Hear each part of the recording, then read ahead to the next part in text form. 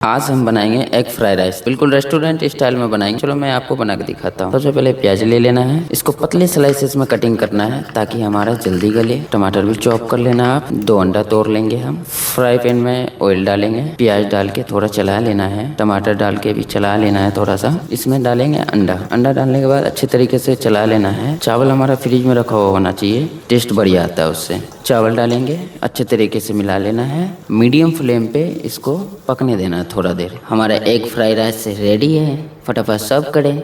Channel पे आप नए हो तो सब्सक्राइब करना।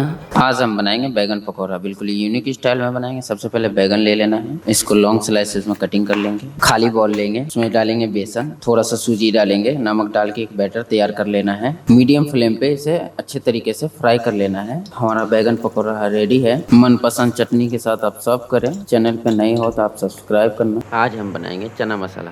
चना मसाला बनाने के लिए पहले भीगा हुआ चना लेंगे, उसमें डालेंगे पानी। पानी डालने के बाद उसको उबाल लेंगे। फिर हम लेंगे प्याज, उसको फटाफट कटिंग कर लेंगे। कटिंग करने के बाद फ्राई पैन लेंगे, उसमें डालेंगे सरसों का ऑयल, कटा हुआ प्याज, चना, थोड़ा देर फ्राई कर लेंगे। फ्राई करने के बाद उसमें डालेंगे मसाला, हल्दी, मिर्ची, धनिया, अपने टेस्ट के अकॉर्डिंग चाट मसाला भी डाल सकते हो। फिर उसके बाद मिला देंगे, 10 मिनट ढक के रख देंगे। फिर हम उसे उतार लेंगे। हमारा नाश्ता तैयार है, चटपटा और टेस्टी। आज हम बनाएंगे पोहा फ्राई आसान तरीके से। सबसे पहले ऑयल ले लेंगे, फिर डालेंगे कटा हुआ प्याज। कटा हुआ प्याज को अच्छे तरीके से लाल कर लेना है। उसके बाद डालेंगे पोहा। पोहा को अच्छे तरीके से चलाते रहना है, जब कुरकुरा हो जाए तो उतार लेना है। पोहे में अपने टेस्ट के अकॉर्डिंग आप नमकीन भी मिला सकते हो। हल्का नाश्ता तैयार है।